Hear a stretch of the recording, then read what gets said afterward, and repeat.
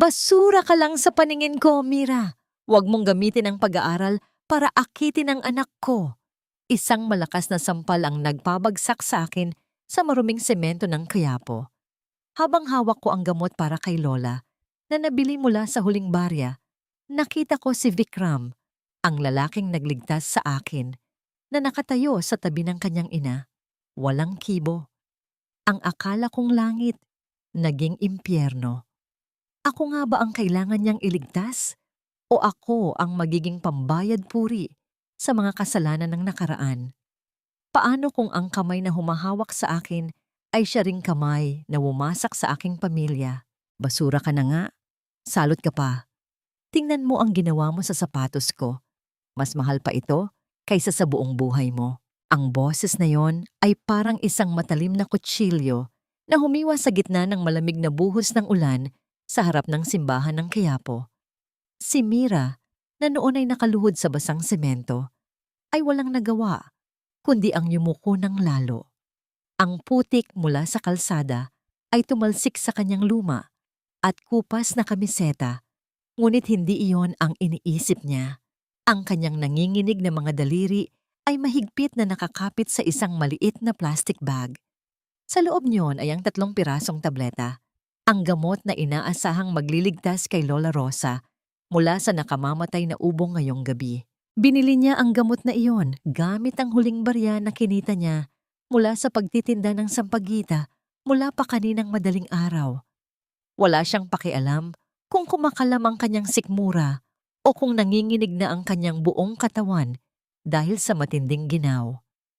Ang mahalaga ay makauwi siya at maibigay ang lunas sa tanging pamilyang natitira sa kanya. Ngunit sa isang iglap, dahil lamang sa hindi sinasadyang pagdampi ng kanyang maruming kamay sa makintab na sapatos ng isang mayamang ginang na nagmamadaling pumasok sa simbahan, ang lahat ng kanyang pagsasakripisyo ay niyurakan ng malulupit na salita. Pasensya na po, ma'am. Hindi ko po sinasadya. Nabulasot lang po ako dahil sa dulas. Bulong ni Mira. Ang kanyang boses ay halos hindi marinig dahil sa lakas ng ulan, nanginginig at puno ng pakiusap. Isang malakas na tulak ang naging sagot ng ginang. Tumumba si Mira sa maruming putikan. Ang mga tinitindang kwintas ng sampagwita na nakasabit sa kanyang leeg ay nalaglag at nayapakan ng mga taong nagmamadaling sumilong. Ang mapuputi at mabangong mga bulaklak ay naging kulay itim, nadurog sa ilalim ng mga paa ng mundong, tila walang pakiramdam sa kanyang paghihirap. Ramdam ni Mira ang panunuyo ng kanyang lalamunan sa kabila ng basang paligid. May kung anong nakabara sa kanyang dibdib na hindi niya mailabas. Hindi siya umiyak ng malakas dahil ang mga luha niya ay humalo na sa patak ng ulan na dumadaloy sa kanyang pisngi. Ang sakit ay hindi nanggaling sa pagkakatumba o sa duming dumikit sa kanyang balat, kundi sa katotohanang kahit gaano siya magsumikap na maging mabuting tao, sa mata ng iba, siya ay nananatiling isang dumi na dapat iwasan at kutyain. Pinilit niyang tumayo, ngunit ang kanyang mga tuhod ay tila nawalan ng lakas. Tiningnan niya ang mga nadurog na sampagwita sa semento. Iyon sana ang pambili niya ng kahit kaunting kape at tinapay para sa kanilang hapunan ni Lola Rosa. Ngayon, wala na ang lahat. Tanging ang plastik ng gamot na lamang ang natitira sa kanyang kamay, ang huling pag-asa na itinataya niya laban sa malupit na tadhana. Sa bawat hakbang niya palayo sa simbahan, tila lalong bumibigat ang bawat patak ng ulan na tumatama sa kanyang balikat. Napatingin si Mira sa madilim na langit, kung saan ang mga kidlat ay gumuguhit ng takot sa kanyang puso. Ang amoy ng basang lupa ay humahalo sa natitirang bango ng nadurog na sampagwita sa kanyang kamay. Sa gitna ng dilim at lamig, isa lamang ang tanong na paulit-ulit na bumubulong sa kanyang isipan, isang tanong na tila walang kasagutan. Panginoon, hanggang kailan po ba magiging ganito kahirap ang mabuhay? Mayroon bang nakakarinig sa bawat dalangin ng isang batang walang sandigan kundi ang amoy ng sampagwita at ang pait ng kahirapan. Sa kanto ng kalsada, isang marangyang itim na sasakyan ang dahan-dahang huminto. Ang salamin yon ay bumaba ng bahagya, sapat lamang para makita ang isang pares ng mga mata na tahimik na nagmamasid sa kanya mula sa loob ng komportableng sasakyan. Isang lalaking nakasuot ng mamahaling Amerikana ang nakatitig sa bawat panginginig ng balikat ni Mira habang tinatahak nito ang baha. Sa loob ng sasakyang yon, ang halimuyak ng mamahaling pabango ay tila nakikipaglaban sa bigat ng isang lihim na matagal nang nakabaon sa puso ng lalaki. Napahinto si Mira nang maramdaman niyang may nakatingin sa kanya. Lumingon siya, ngunit sa bilis ng takbo ng panahon, ang sasakyan ay mabilis na umalis, na nag-iwan ng isang malaking tilamsik ng tubig na tuluyang bumasa sa kanyang natitirang lakas. Naiwan siyang mag-isa sa gitna ng kalsada habang ang tunog ng ulan ay tila humahalakhak sa kanyang kasawian. Bumalik ang katahimikan sa paligid, maliban sa ritmo ng ulan na tumatama sa mga bubong na lata sa malayo. Sa gitna ng kawalang katiyakan, hindi alam ni Mira na ang lalaking nasa loob ng sasakyang yon ang magiging susi sa kanyang pag-ahon. O siya bang magiging dahilan ng mas matinding bagyo sa kanyang buhay? Ang tanging alam niya lang sa mga sandaling ito, kailangan niyang makarating sa kanilang barong-barong bago pa tuluyang mawalan ng hininga ang tanging taong nagmamahal sa kanya. Saan ba talaga nagsisimula ang dulo ng isang pagdurusa? At kailan ba darating ang umagang hindi na kailangang magbayad ng luha para sa isang pirasong gamot? Hindi mo na kailangang magmakaawa para sa isang pirasong gamot, Mira. Lahat ng kailangan ng lola mo ay naibigay na. Ang mga salitang yon ang unang gumising sa diwa ni Mira. Idinilat niya ang kanyang mga mata at bumungad sa kanya ang kisaming kasing puti ng ulap, malayo sa tagpi-tagping yero na nakasanayan niyang tinitingnan tuwing umaga. Ang hangin ay hindi amoy usok o basang basura, kundi amoy malinis na paligid at gamot. Sinubukan niyang bumangon, ngunit naramdaman niya ang tusok ng suwero sa kanyang kamay. Ang bawat bahagi ng kanyang katawan ay tila mabigat, pagod na pagod, sa pakikipaglaban sa ulan kagabi.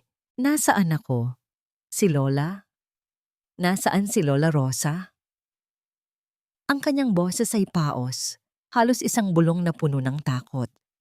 Sa tabi ng kanyang higaan, isang anino ang gumalaw. Doon niya nakita ang lalaking nasa loob ng itim na sasakyan kagabi. Nakatayo ito ng matuwid.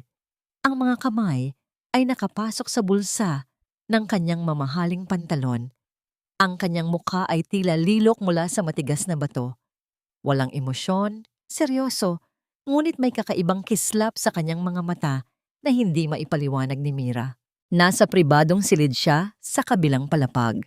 Ligtas na siya, Mira. Ang mga doktor ang nag-aalaga sa kanya ngayon. Sagot ng lalaki. Ang kanyang boses ay malalim at malamig, ngunit may himig ng awtoridad na hindi matatanggihan. Sino kayo? Bakit niyo ito ginagawa? Wala akong pambayad sa inyo. Kahit ibenta ko ang lahat ng sampagitas sa mundo, hindi ko mababayaran ng ganitong karangyaan. Ani Mira, habang pilit na tinatanggal ang kumot. Ang takot na baka may kapalit na masama, ang lahat ng ito ay mabilis na lumukob sa kanyang puso. Sanay siya sa mundong walang ibinibigay ng libre. Ang bawat kabutihan ay laging may nakatagong patalim sa likod. Lumapit ang lalaki ng ilang hakbang.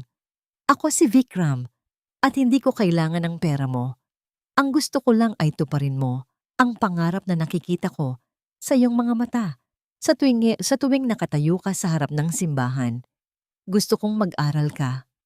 Tutustusan ko ang lahat, mula sa pinakamahal na universidad hanggang sa huling sentimo ng panggastos niyo ni Rosa. Natigilan si Mira. Ang pangarap niyang makapagtapos na itinuring niyang isang bituin na hinding-hindi niya maaabot ay biglang inilatag sa kanyang harapan. Ngunit sa halip na matuwa, mas lalong lumalim ang kanyang pagdududa. Pinagmasdan niya ang marangyang suot ni Vikram. Ang isang katulad nito ay hindi basta-basta tumitingin Sa mga batang lansangan, maliban na lamang kung may kailangan ito. Bakit ako? Maraming naghihirap sa Quiapo. Maraming mas karapat-dapat kaysa sa akin. Bakit ang isang estrangherong katulad nyo ay biglang lilitaw para iligtas ako? Tanong ni Mira. Ang kanyang mga mata ay nanunuri. Hindi hinahayaang mabulag ng ningning ng alok. Bahagyang umiwas ng tingin si Vikram. May dumaan na kirot sa kanyang mukha na mabilis din niyang itinago. Sabihin na lang natin na may utang ako sa nakaraan na kailangang bayaran at ikaw ang paraan para gumaan ang loob ko. Huwag mo itong isipin na limos, Mira. Isipin mo itong pagkakataon na hindi mo dapat palampasin.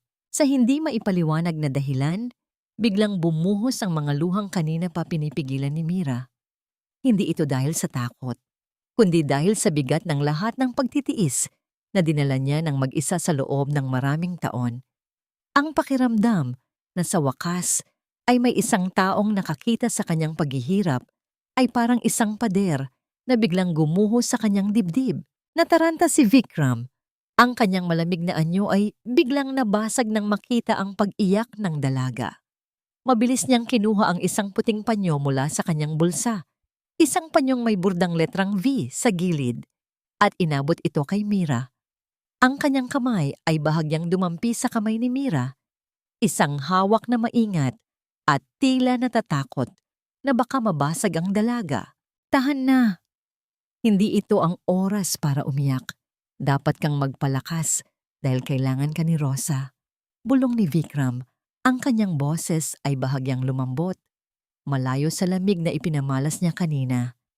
Kinuha ni Mira ang panyo.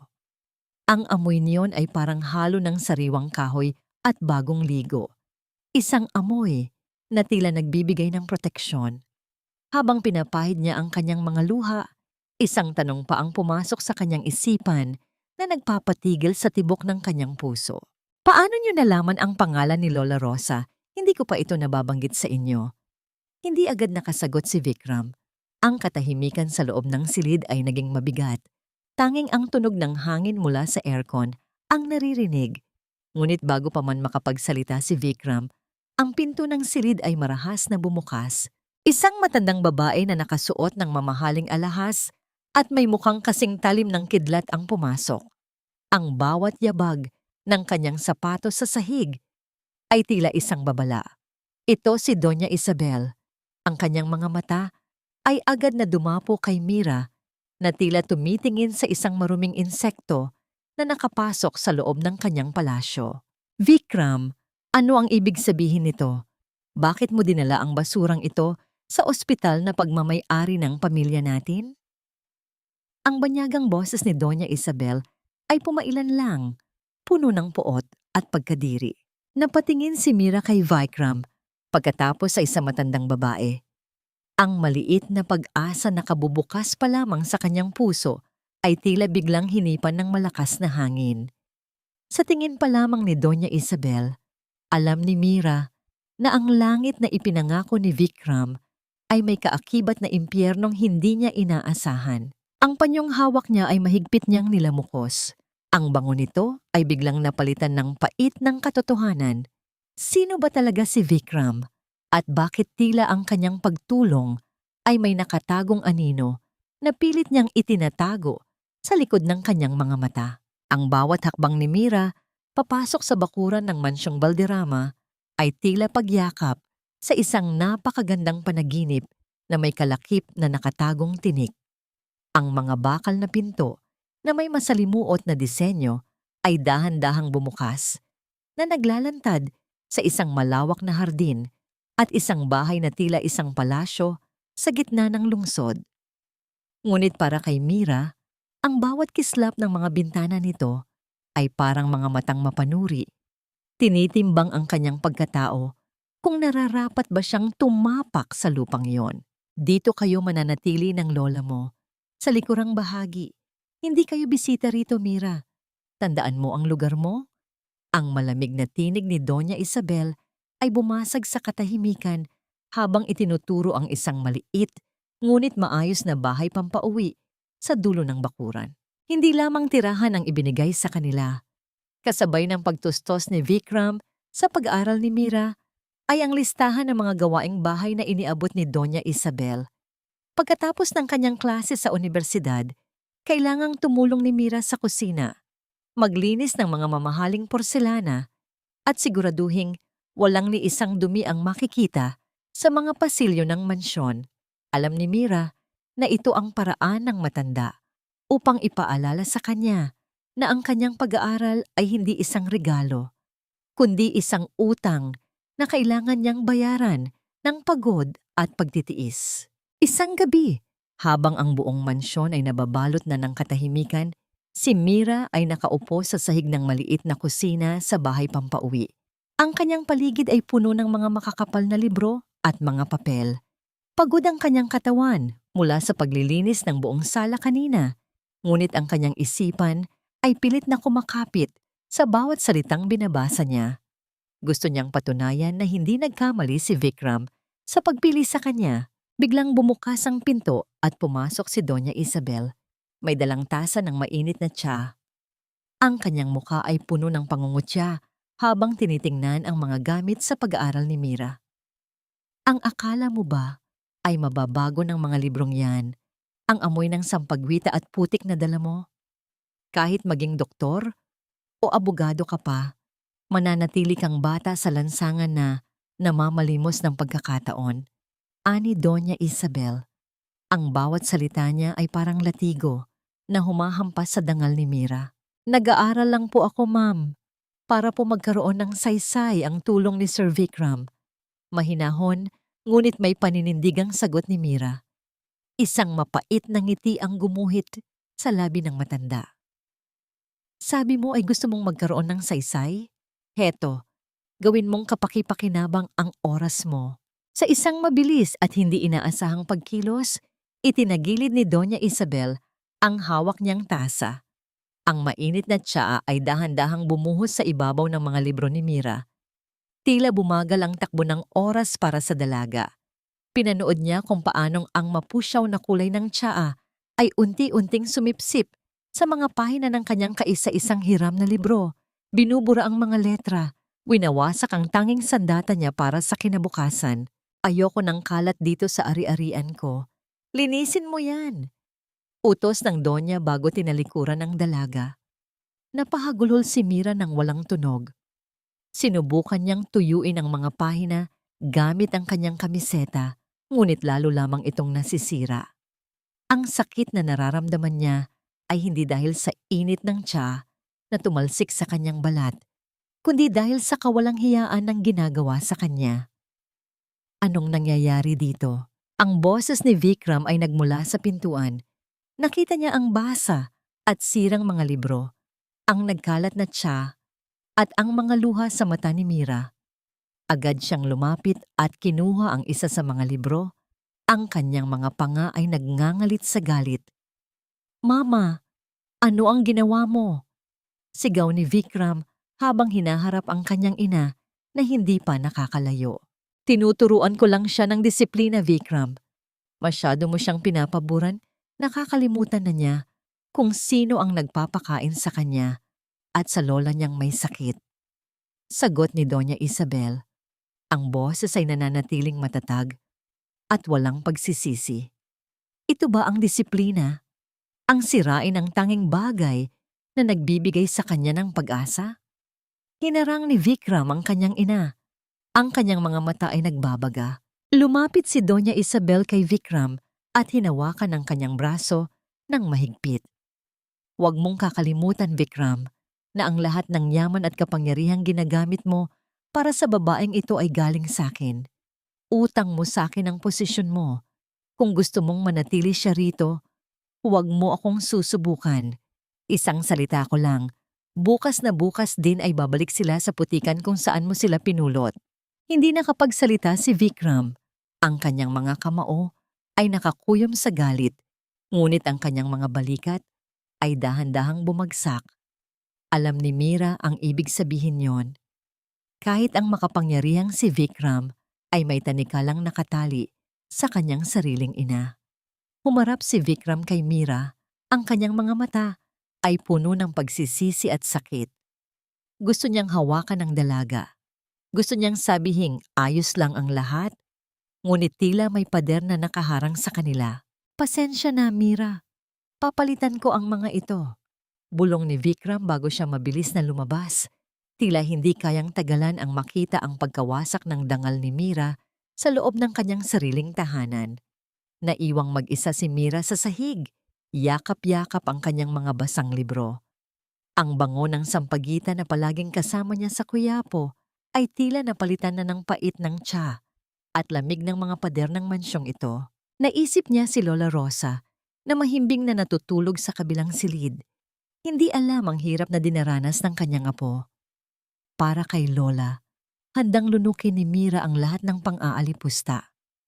Ngunit hanggang kailan niya kayang tiisin ang pagiging isang ibon sa loob ng isang ginintuang hawla na unti-unting dumudurog sa kanyang puso. Sa madilim na pasilyo ng mansyon, tila may isang lihim na pilit na kumakawala sa mga dingding. Isang lihim na nakatago sa likod ng nakasarang pinto ng opisina ni Vikram.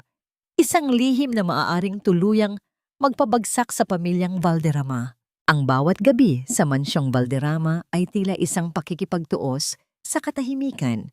Sa loob ng malawak na silid-aklatan, kung saan ang mga dingding ay nababalot ng libu-libong mga aklat na may amoy ng lumang papel at katad, doon nahanap ni Mira ang kanyang tanging kanlungan. Ang liwanag mula sa maliit na lampara sa lamesa ay tila isang isla sa gitna ng karagatan ng dilim. Habang ang lahat ay natutulog na, ang dalaga ay abala sa paghabi ng kanyang kinabukasan. Pilit na iniintindi ang mga komplikadong batas na tila isang banyagang wika para sa kanya. Masyado ng malalim ang gabi para sa isang pagod na isipan, Mira. Napatalon ang puso ni Mira nang marinig ang baritonong boses na yon. Hindi niya namalayan ang pagdating ni Vikram. Nakatayo ang lalaki sa may pintuan, walang suot na Amerikana. Ang mga manggas ng kanyang puting polo ay nakatupi hanggang sa siko at ang kanyang buhok ay bahagyang magulo. Isang anyo na bihirang makita ng sinuman. Ang kanyang presensya ay tila nagpaliit sa malaking silid na nagdulot ng isang uri ng tensyon na hindi maipaliwanag ni Mira. Kailangan ko po itong matapos, Sir Vikram. Malapit na po ang pagsusulit namin. Sagot ni Mira habang pilit na inaayos ang kanyang mga papel. Ramdam niya ang init sa kanyang mga pisngi sa tuwing lumalapit ang lalaki. Hindi nagsalita si Vikram. Sa halip, kinuha niya ang aklat na binabasa ni Mira. Ang kontrata ay hindi lamang tungkol sa mga salita sa papel, Mira. Ito ay tungkol sa tiwala at sa bigat ng pananagutan. Dahan-dahan siyang umupo sa tabi ng dalaga. Sa sobrang lapit nila, amoy ni Mira ang bango ng kanyang pabango. Isang halimuyak ng sandalwood na humahalo sa lamig ng gabi. Ibinaba ni Vikram ang kanyang boses habang ipinapaliwanag ang bawat probisyon. Ang kanyang daliri ay dahan-dahang dumaan sa mga linya ng teksto at sa hindi inaasahang pagkakataon, ang kanyang kamay ay dumampi sa likod ng kamay ni Mira. Tila may kuryenteng dumaloy sa balat ng dalaga. Napatitig siya sa mga kamay ni Vikram. Malalaki, malalakas, ngunit may kakaibang pag-iingat sa bawat kilos. Sa sandaling iyon, ang mga komplikadong batas ay nawalan ng saysay. Ang tanging naririnig lamang ni Mira ay ang malakas na tibok ng kanyang sariling puso at ang banayad na paghinga ng lalaking nasa tabi niya. Bakit po kayo ganito kabait sa akin? Tanong ni Mira. Ang kanyang boses ay halos isang bulungi. Ang sabi ng mama niyo, ginagawa niyo lang ito dahil sa awa. Na ako ay isa lamang proyektong pampalipas oras. Tumigil si Vikram sa pagsasalita. Ang kanyang mga mata ay naglakbay sa mukha ni Mira. Tila hinahanap ang sagot sa isang tanong na matagal na niyang itinatago. Hindi ito tungkol sa awa, Mira. May mga sugat sa nakaraan na hindi kayang hilumin ng pera. Noong nakita kita sa Quiapo, nakita ko ang isang taong may laban. Isang taong hindi sumusuko kahit dinudurog na ng mundo. Ipinaalala mo sa akin ang isang taong nawala sa akin dahil sa sarili kong kahinaan. Sino po siya? Tanong ni Mira. Ang kanyang puso ay puno ng pagdamay. Umiwas ng tingin si Vikram. at ang sakit na dumaan sa kanyang mga mata ay sapat na upang malaman ni Mira na ang sugat na yon ay sariwa pa rin. Ang kapatid ko, hindi ko siya nailigtas sa kahirapan nung panahong wala pa akong kapangyarihan. Ngayong mayroon na ako, ayokong may iba pang mawalan ng pagkakataon dahil lang sa wala silang pambayad sa mundo. Ang pag-amin na yon ay tila isang tulay na nagdugtong sa kanilang dalawa. Sa likod ng marangyang buhay ni Vikram ay may isang batang lalaking sawi, tulad din ni Mira. Ang katahimikan sa silid-aklatan ay hindi na nakakatakot. Ito ay naging mapayapa. Dahil sa pagod at sa init ng presensya ng isa't isa, hindi nila namalayan ang paglipas ng oras. Ang ulo ni Vikram ay dahan-dahang sumandal sa sandalan ng upuan hanggang sa tuluyan siyang dinalaw ng antok. Pinagmasdan ni Mira ang mukha ni Vikram habang ito ay natutulog. Ang laging nakakunot niyang noo ay maluwag na ngayon. Sa sandaling ito, hindi siya ang makapangyarihang milyonaryo. Isa lamang siyang lalaking pagod na naghahanap ng kapayapaan. Dahan-dahang tumayo si Mira at kinuha ang kanyang sariling manipis na jacket na nakasabit sa upuan. Buong ingat niya itong ipinatong sa balikat ni Vikram. Tinitiyak na hindi ito magigising. Ang kanyang daliri ay bahagyang humaplos sa buhok ng lalaki. Isang mabilis at nakaw na sandali ng pagmamahal na alam niyang hindi kailanman magiging madali. Bago lumabas ng silid, napansin ni Mira ang isang malaking kuwadro sa madilim na sulok ng silid-aklatan na laging nababalot ng itim na tela. Dahil sa kuryosidad, bahagya niyang itinaas ang dulo ng tela. Sa ilalim ng liwanag ng buwan na tumatagos sa bintana, nakita niya ang isang bahagi ng larawan, isang dalawang lalaki na magkayakap. Ang isa ay kamukhang-kamukha ni Vikram at ang isa ay pamilyar ang mga mata. Habang inaayos niya ang kanyang mga gamit sa ilalim ng lamesa, may isang bagay na sumabit sa kanyang kamay. Isang luma at nanilaw na piraso ng pahayagan ang nakasingit sa ilalim ng sahig na kahoy. Kinuha niya ito at binasa ang kupas na balita. Trahedya sa konstruksyon. Isang manggagawa patay sa kapabayaan ng Valderrama Enterprises. Nanlamig ang buong katawan ni Mira. Ang petsa sa pahayagan ay ang taon kung kailan namatay ang kanyang ama. Ang pangalan ng biktima sa balita ay ang pangalang nakaukit sa puso ni Mira simula noong bata pa siya. Ang kanyang hininga ay tila napatid.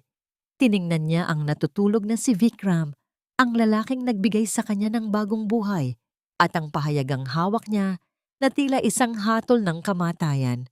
Ang amoy ng sandalwood at lumang papel ay biglang napalitan ng pait ng pagdududa. Ang kamay bang nagpapakain sa kanya ngayon ang siya ring kamay na naging mitya ng buhay ng kanyang ama? Magnanakaw. Isang hampas lupa na pumasok sa pamamahay ko para lamang manakawan kami ng mga ari-arian. Ang boses ni Doña Isabel ay umalingaw-ngaw sa buong engrandeng sala ng mansyon. Kasing talim ng basag na kristal. Sa gitna ng malawak na espasyong yon, nakatayo si Mira habang hawak pa rin ang basahan at panlinis na ginagamit niya kanina lamang sa pag-aayos ng mga antik na koleksyon ng matanda. Hindi siya makapaniwala sa naririnig.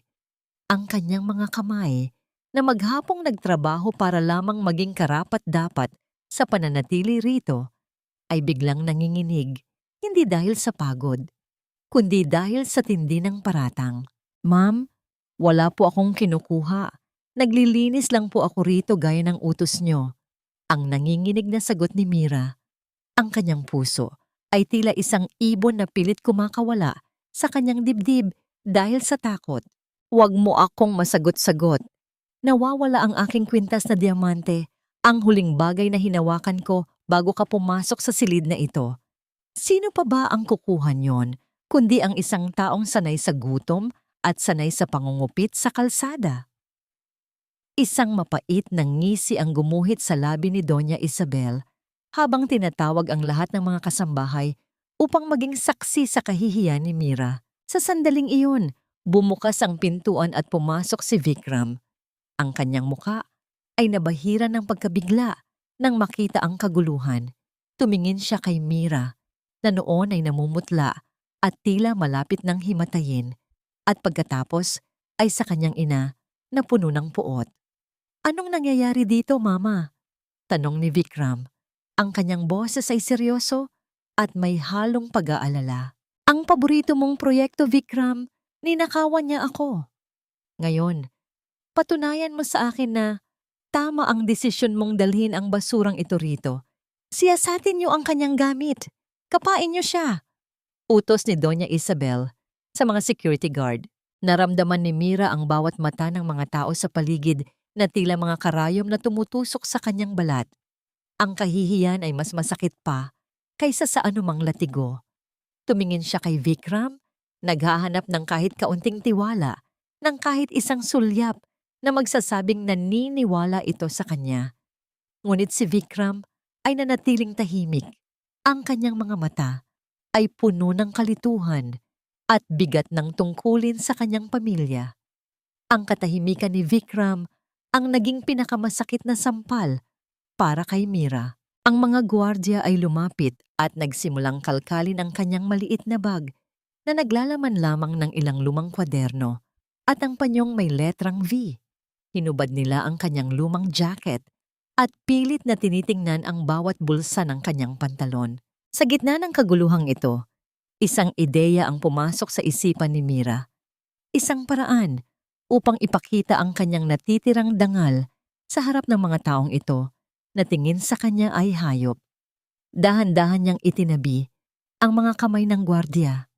Ang kanyang mga mata, na kanina ay puno ng luha, ay biglang nagningning sa tindi ng paninindigan. Yumuko si Mira at dahan-dahang hinubad ang kanyang luma at butas-butas na tsinelas. Tumayo siya nang nakayapak sa ibabaw ng malamig at mamahaling marmol na sahig ng sala. Inunat niya ang kanyang dalawang kamay sa magkabilang tabi, bukas ang mga palad at humarap sa lahat.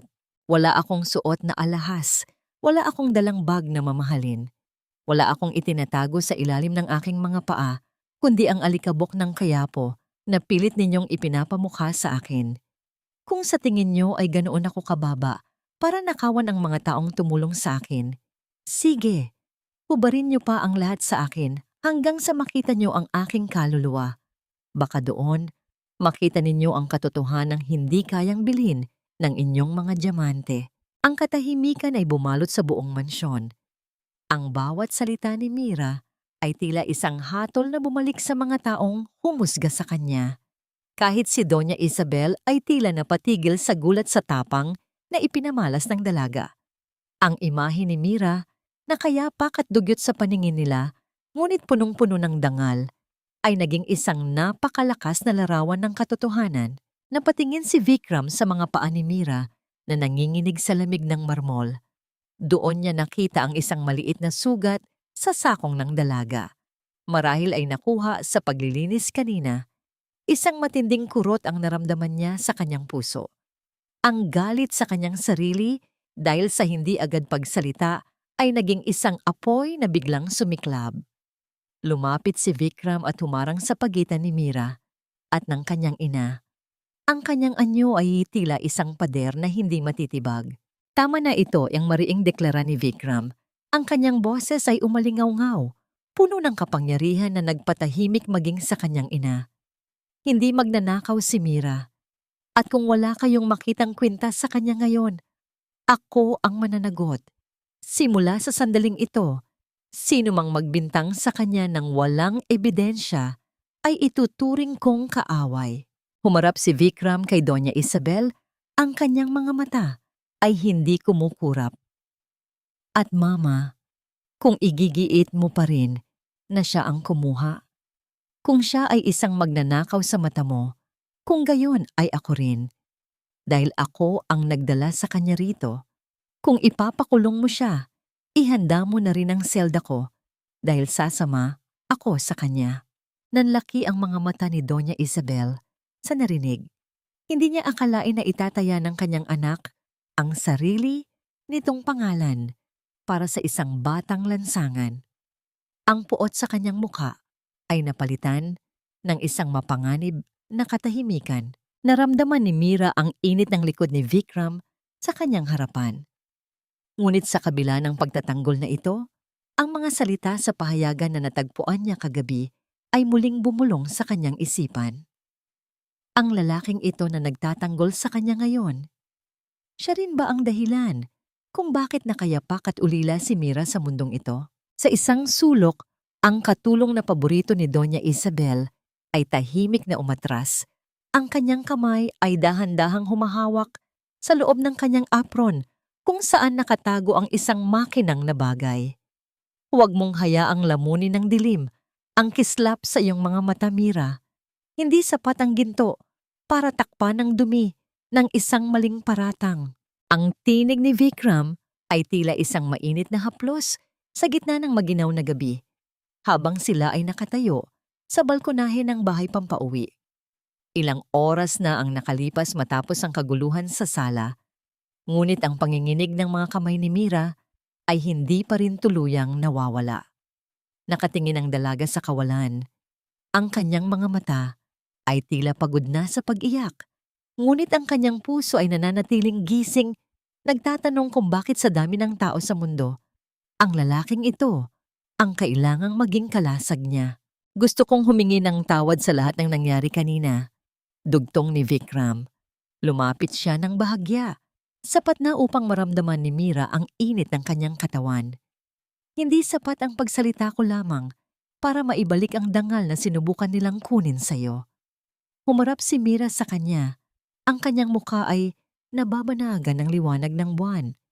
Bakit niyo po ginagawa ito, Sir Vikram? Bakit niyo itinataya ang sarili niyo para sa isang katulad ko? Hindi niyo po kailangang gawin ito. Isang maliit at malungkot na ngiti ang sumilay sa labi ni Vikram. Dahil sa loob ng mansyong ito, Mira, ikaw lang ang tanging totoo. Ang lahat ng nakikita mo rito ay palamuti lamang. Ngunit ikaw ay may halimuyak na hindi kayang pekein ng kahit anong pabango. Dahan-dahan niyang kinuha ang susi ng kanyang sasakyan. Halika, umalis muna tayo rito. Hayaan mong ibalik ko ang nangiti sa iyong mga labi, kahit ngayong gabi lang.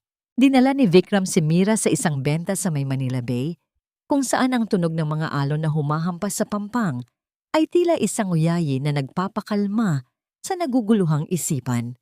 Malayo sa marangyang buhay, malayo sa mapanuring mata ni Doña Isabel. Doon, sa ilalim ng mga bituin, sila ay naging dalawang ordinaryong tao lamang.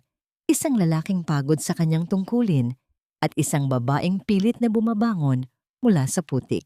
Habang naglalakad sila sa kahabaan ng pier, ang malamig na hangin ay humahaplos sa buhok ni Mira. Napansin ni Vikram na dahan-dahang lumuluwag ang pagkakahawak ng dalaga sa kanyang sariling mga braso. Sa bawat kwento ni Vikram tungkol sa kanyang mga pangarap nung bata pa siya, at sa bawat tawa ni Mira sa mga simpleng biro ng lalaki, ang pader na nakapagitan sa kanila ay tila unti-unting gumuguho. Minsan, naiinggit ako sa iyo, Mira, pag-amin ni Vikram habang nakatingin sa malayo. Wala kang yaman, pero malaya ka.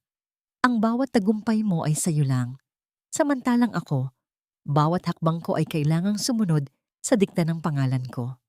Hindi po totoo yan, sir. Mahinhin na sagot ni Mira. Ang kalayaan ay nasa puso, hindi sa dami ng ari-arian. Tinulungan niyo akong makakita ng pag-asa. Iyon po ang tunay na kapangyarihan. Habang naglalakad, biglang napatigil si Mira dahil ang sintas ng kanyang lumang sapatos ay nakalag ng hindi niya namamalayan. Akmang yuyuko siya upang ayusin ito, ngunit mas mabilis ang pagkilos ni Vikram. Sa harap ng ilang mga taong naglalakad sa pier, ang makapangyarihang milyonaryo ay lumuhod sa harap ni Mira. Ang kanyang mga tuhod ay dumapo sa semento ng walang pag-aalinlangan. Napatitig si Mira. Ang kanyang puso ay tila tumigil sa pagtibok. Pinanood niya kung paanong ang malalaking kamay ni Vikram ay maingat na kinuha ang sintas at itinali ito ng maayos. Ang bawat galaw ng lalaki ay puno ng paggalang. Tila ba isang napakahalagang kayamanan ang kanyang inaayos. Nang matapos siya, tumayo si Vikram at sinalubong ang mga mata ni Mira na puno ng pagkagulat at kilig. Huwag mong hahayaang matisod ka muli, Mira. Hanggat narito ako, aayusin ko ang bawat balakid sa daan mo. Bulong ni Vikram. Ang distansya sa pagitan ng kanilang mga muka ay tila naglaho. Amoy ni Mira ang bango ng sandalwood na humahalo sa alat ng dagat. Sa gitna ng emosyong yon, dahan-dahang inabot ni Vikram ang noo ni Mira at nag-iwan ng isang banayad at matagal na halik. Hindi ito halik ng pagnanasa, kundi isang halik ng pangako at proteksyon.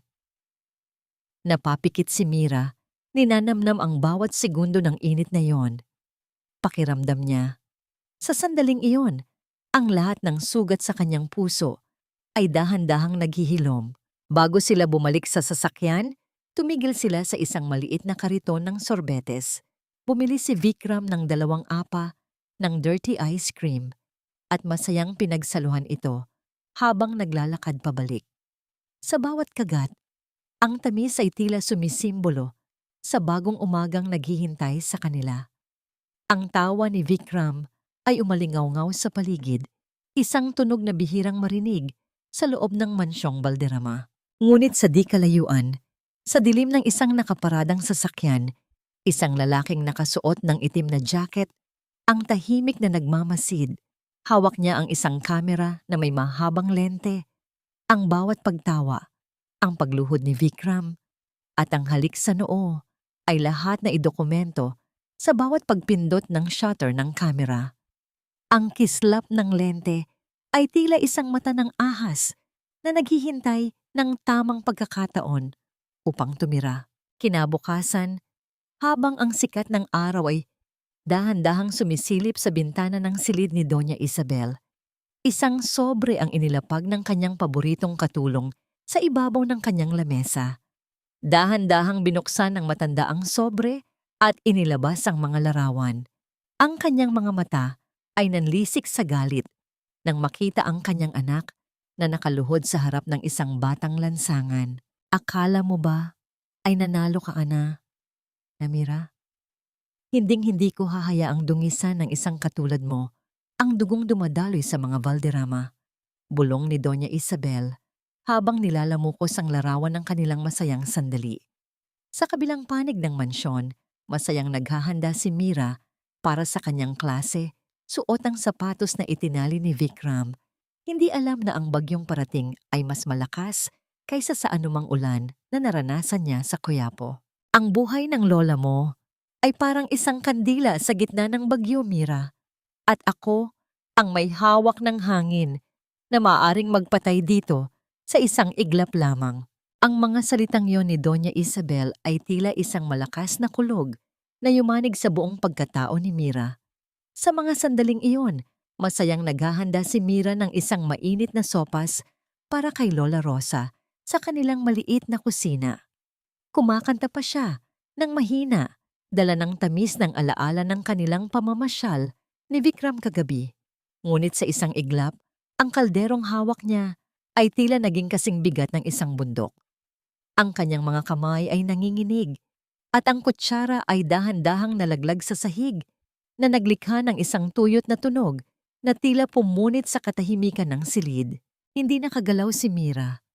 Ang bango ng niluluto niyang sopas ay biglang napalitan ng pait ng takot.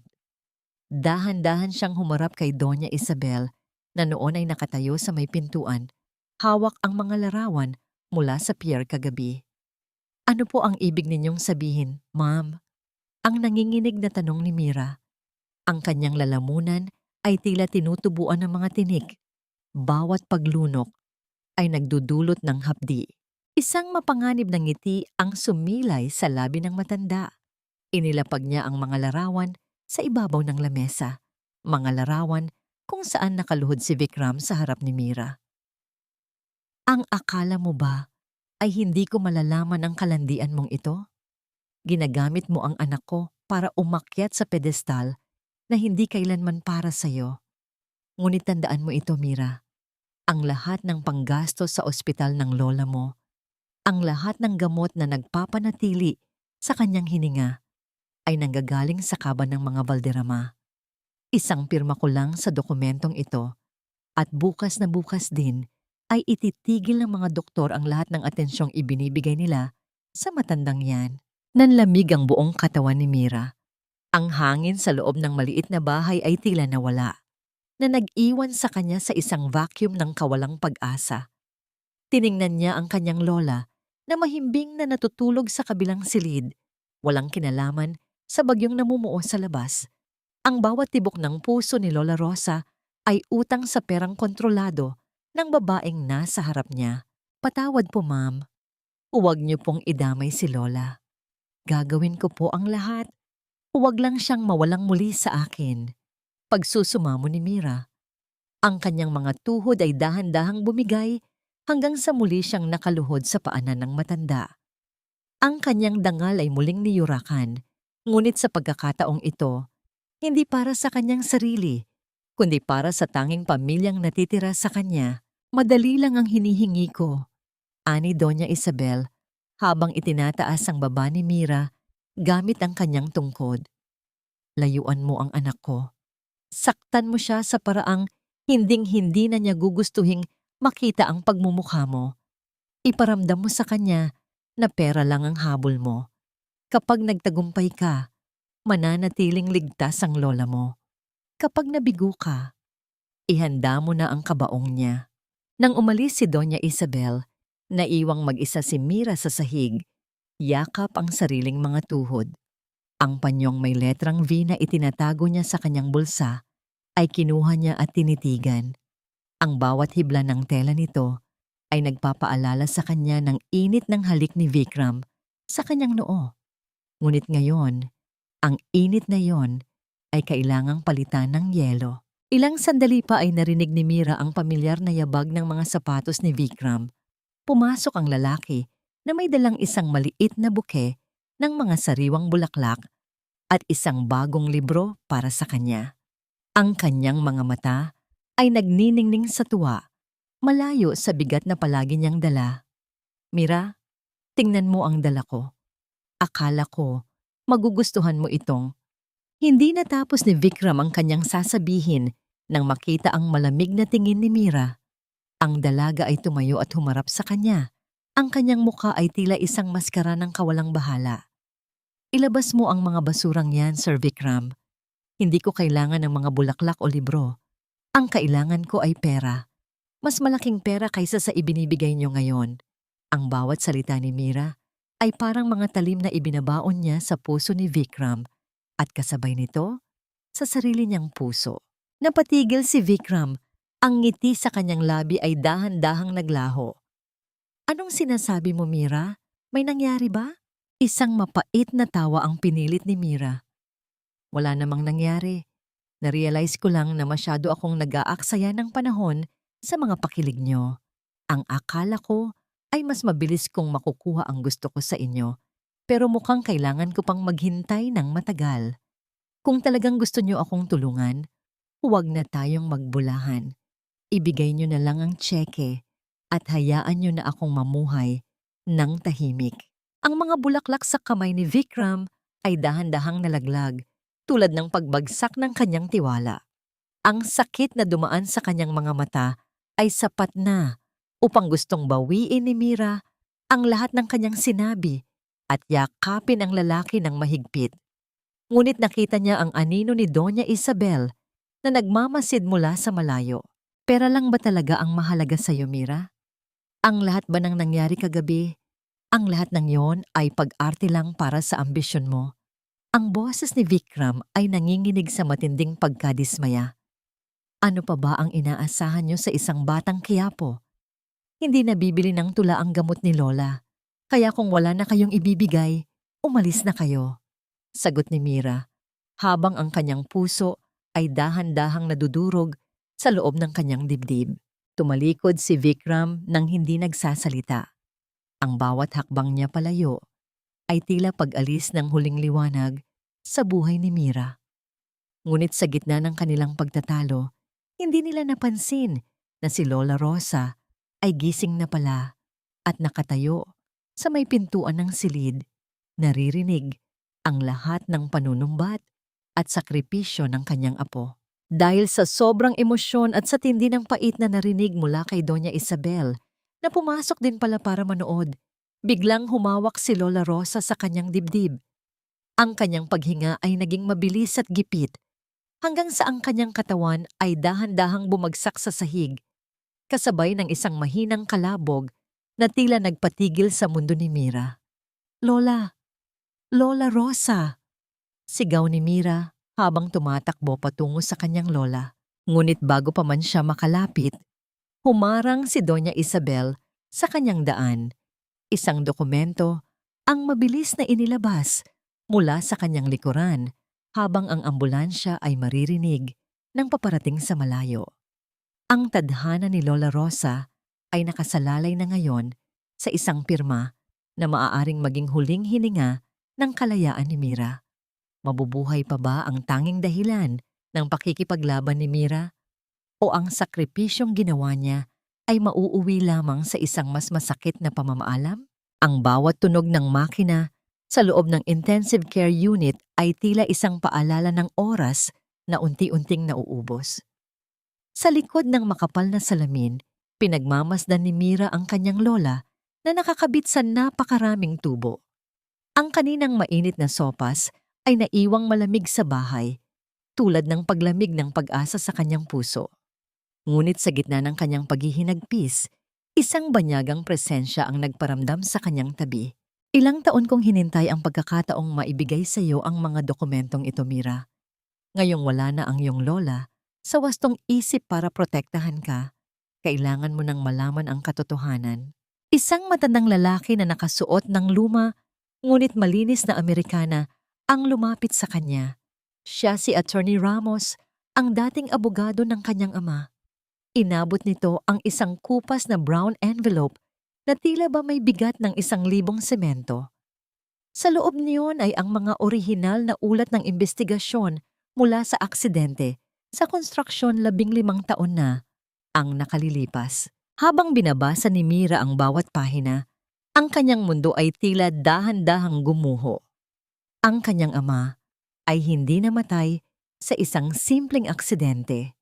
Siya ay isang foreman na tumangging gumamit ng marupok at substandard na materyales sa gusaling ipinapatayo ng Valderrama Enterprises. Ang utos na ituloy ang paggamit sa mga materyales na yon sa kabila ng babala ng kanyang ama ay nagmula sa mismong opisina ng ama ni Vikram. Ang mas masakit, matapos ang pagguho na pumatay sa kanyang ama, ang pamilya Valderrama ang gumamit ng kanilang kapangyarihan upang palabasin na pagkakamali ng mga manggagawa ang lahat.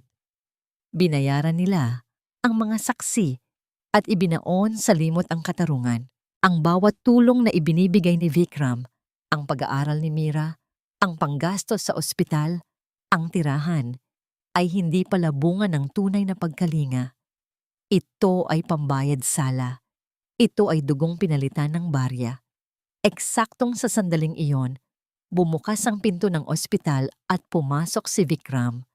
Ang kanyang mga mata ay puno ng pag-aalala. Ang kanyang baro ay gusot-gusot mula sa magdamag na pagbabantay sa labas. Lumapit siya kay Mira, akmang hahawak sa balikat nito upang magbigay ng lakas. "Mira, kakausapin ko ang mga doktor. Gagawin natin ang lahat para kay Lola Rosa. Huwag kang mawalan ng pag-asa." Hindi natapos ni Vikram ang kanyang sasabihin. Isang malakas na sampal ang dumapo sa kanyang pisngi, isang tunog na umalingaw-ngaw sa tahimik na pasilyo ng ospital. Napatitig si Vikram sa dalaga, ang kanyang kamay ay dahan-dahang humawak sa namumulang bahagi ng kanyang mukha. Ngunit ang sakit ng sampal ay wala sa kalingkingan ng sakit na nakita niya sa mga mata ni Mira. "Huwag mo akong mahawakan. Huwag mong babanggitin ang pangalan ng lola ko gamit ang marumi mong bibig." Ang boses ni Mira ay nanginginig sa matinding puot. Itinaas niya ang mga dokumento at isinampal ito sa dibdib ni Vikram. "Ito ba ang dahilan? Ito ba ang dahilan kung bakit mo ako kinuha sa Quiapo? Para patahimikin ang konsensya niyo? Para gawin akong isang alagang aso natatanaw ng utang na loob sa pumatay sa aking tatay. Nanlaki ang mga mata ni Vikram habang tinitingnan ang mga papel. Ang kanyang mukha ay nawalan ng kulay. Mira, makinig ka.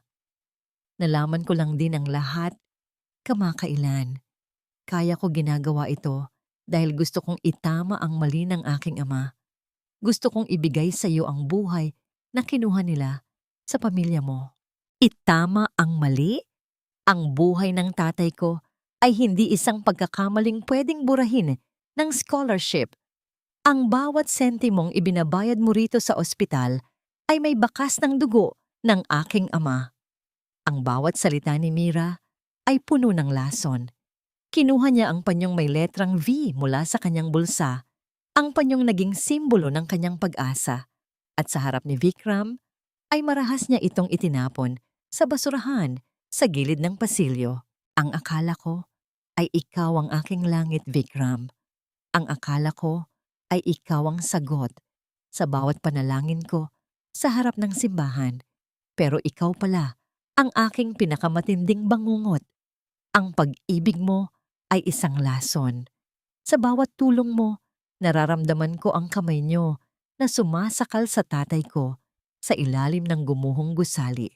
Napaluhod si Vikram sa sahig, hindi dahil sa panghihina ng katawan, kundi dahil sa bigat ng katotohanang kahit anong gawin niya, hinding-hindi niya mababayaran ang nakaraan.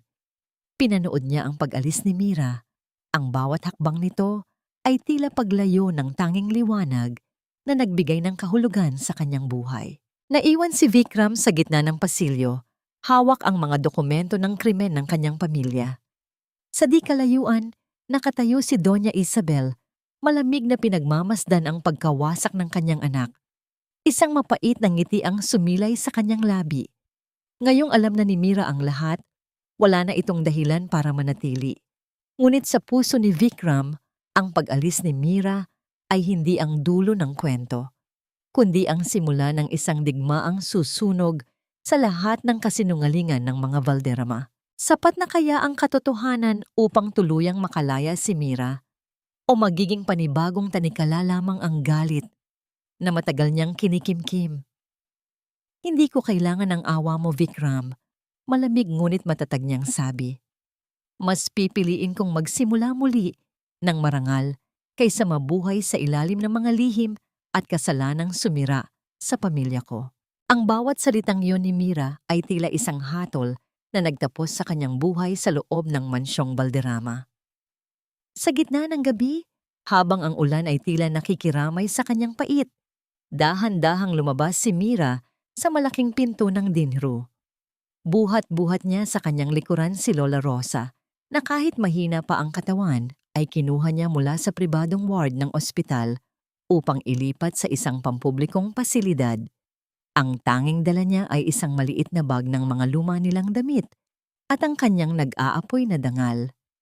Hindi niya nilingon ang anino ni Vikram na nakatayo sa balkonahe na tila isang estatwa ng pagsisisi na nababalot ng kadiliman. Bumalik si Mira sa mundong dati niyang kinalakihan, ang maingay, marumi, ngunit totoong lansangan ng tondo. Sa loob ng isang maliit na barong-barong na gawa sa pinagtagni-tagning yero at kahoy, doon niya muling inilatag ang kanilang kapalaran. Ang amoy ng mamahaling pabango at malinis na kobre kama ay napalitan ng amoy ng estero at usok. Ngunit para kay Mira, mas masarap lang hapin ang hangin ng kahirapan kaysa sa bango ng kasinungalingan. Upang mabuhay at mabayaran ang bawat sentimong nautang niya kay Vikram para sa gamot ng kanyang lola, kinuha ni Mira ang lahat ng trabahong maibibigay sa kanya. Sa umaga, siya ay naglalabada para sa mga kapitbahay. Sa hapon, siya ay naghuhugas ng mga tumpak-tumpak na pinggan sa isang karinderya.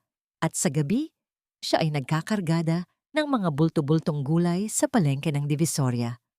Ang kanyang mga kamay na dati ay nagsisimula ng kuminis dahil sa buhay ay estudyante ay muling naging magaspang, puno ng sugat at kalyo. Isang gabi, habang ang buong lungsod ay nananahimik na, nakaupo si Mira sa ilalim ng isang aandap-andap na ilaw ng poste sa kanto. Sa kanyang harap ay ang kanyang mga lumang aklat na may mantsa pa rin ang tsaa ni Doña Isabel. Pagod na pagod ang kanyang katawan. Ang bawat kalamnan niya ay sumasakit sa bawat galaw. Ngunit ang kanyang isipan ay pilit na nananatiling gising. Habang binabantayan ang kanilang munting tinda na ilang pirasong tinapay at kape, patuloy niyang nilalalakbay ang bawat pahina ng batas. Sa gitna ng kanyang pag-iisa, nararamdaman niya ang isang pares ng mga mata na nakatingin sa kanya mula sa dilim. Hindi alam ni Mira na sa di kalayuan, nakaparada ang isang pamilyar na itim na sasakyan. Sa loob niyon, tahimik na tumutulo ang mga luha ni Vikram habang pinagmamasdan ang dalagang dati niyang pinoprotektahan na ngayon ay pasan ang mundo sa sarili nitong mga balikat. Gusto niyang bumaba, gusto niyang yakapin si Mira at sabihing tapos na ang hirap, ngunit alam niyang wala na siyang karapatan. Ang bawat tulong na balak niyang ibigay ay kailangang dumaan sa ibang tao upang hindi malaman ni Mira na mula ito sa kanya. Manang, heto po ang ilang delata at bagong libro para kay Mira. Sabihin niyo na lang po na galing sa isang foundation, bulong ni Vikram sa isang matandang kapitbahay ni Mira na binabayaran niya upang maging tagapamagitan. Pinapanood ni Vikram kung paano tinatanggap ni Mira ang mga tulong na yon nang may pagdududa ngunit may pasasalamat. Nakita niya ang pagod sa mukha ng dalaga, ang pagpayat nito, at ang unti-unting pagkawala ng kislap ng kabataan sa kanyang mga mata. Sa bawat gabi na lumilipas, ang puso ni Vikram ay tila unti-unting namamatay habang sa mansyon. Si Doña Isabel ay masayang nagdiriwang dahil sa wakas ay nagtagumpay siyang itaboy ang basura sa kanyang buhay. Tingnan mo ang anak mo, Isabel. Buhay ang katawan pero patay ang kaluluwa dahil sa ginawa mo. Bulong ng isang matandang kasambahay na tanging nakakaalam ng sakit na dinaranas ni Vikram. Ngunit ang Donya ay nanatiling bingi, abala sa pagpaplano ng mga party na tila walang nasirang buhay. Lumipas ang mga buwan ng matinding pagtitiis. Dumating ang araw ng malaking pagsusulit para sa mga nagnanais maging abogado. Pumunta si Mira sa universidad nang nakayapak sa loob ng kanyang puso. Dala ang lahat ng pangarap ng kanyang ama at ang huling lakas ni Lola Rosa. Sa bawat sagot na isinusulat niya, nararamdaman niya ang gabay ng mga taong nagmahal sa kanya. Pagkatapos ng pagsusulit, umuwi si Mira na may ngiti sa kanyang mga labi, sa kabila ng panghihina ng kanyang katawan. Ngunit pagdating niya sa kanilang barong-barong, ang katahimikan na sumalubong sa kanya ay hindi ordinaryo. Walang tunog ng ubo, walang boses na tumatawag sa kanyang pangalan. Lola, Lola Rosa, tapos na po ang exam ko. Magiging abogado na ang apo niyo. Masayang sigaw ni Mira habang binubuksan ang pinto. Ngunit ang nakita niya ay ang kanyang lola na nakahiga sa kanilang papag. Ang mga mata ay nakapikit ng payapa at ang isang kamay ay may hawak na kupas na larawan ni Mira noong bata pa ito. Wala nang hininga ang matanda. Ang kandila ng buhay ni Lola Rosa ay tuluyan ng napatay sa sandaling nalaman nitong ligtas na ang kinabukasan ng kanyang apo. Kasabay ng pagtunog ng balita sa radyo sa labas tungkol sa isang scholar mula sa Quiapo na nag-top sa law entrance exam, ay ang malakas na hagulgol ni Mira na pumunit sa katahimikan ng tondo. Ang tagumpay na inaasam-asam niya ay dumating sa sandaling wala na ang taong pag-aalayan niya nito. Sa di kalayuan, narinig ni Vikram ang sigaw ng pighati ni Mira. Hindi na siya nakapagpigil. Bumaba siya sa kanyang sasakyan at tumakbo patungo sa barong-barong. Ngunit huli na ang lahat. Nakita niya si Mira na yakap-yakap ang malamig na bangkay ng lola. Ang mukha ay basang-basa ng luha at puno ng puot nang makita siyang muli. Wala na siya, Vikram. Wala na ang kinuha mo sa akin. Ngayon, sabihin mo, sapat na ba ang pagiging top-notcher ko para mabuhay ang lola ko? Ang tagumpay ba ay tunay na matamis? Kung ang bawat hakbang patungo rito ay kailangang bayaran ng buhay ng mga mahal sa buhay? Ang tagumpay na wala ng pag-aalayan ay mas mapait pa kaysa sa kabiguan. Sa gitna ng maliit na barong-barong sa tondo, ang liwanag ng isang pirasong kandila ay tila sumasayaw sa saliw ng yak ni Mira. Nakaupo siya sa sahig. Ang kanyang mga kamay ay mahigpit na nakahawak sa malamig at kulubot na kamay ni Lola Rosa na wala ng buhay.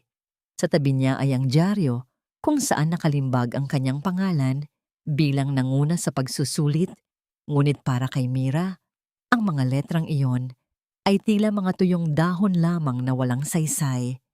Ang anchor ng kanyang buhay, ang tanging dahilan kung bakit siya bumabangon sa kabila ng hirap, ay tuluyan ng bumitaw. Ang amoy ng kandila at ang halumigmig ng ulan ay humahalo sa bawat hikbi ni Mira. Sa labas, ang ingay ng mga kapitbahay na nag-uusap tungkol sa kanyang tagumpay ay tila malalayo at hindi totoo. Paano nga ba magiging masaya ang isang pusong nawalan ng tahanan? Isang pamilyar na anino ang dahan-dahang huminto sa tapat ng bukas na pinto. Hindi na kailangang lumingon ni Mira para malaman kung sino yon.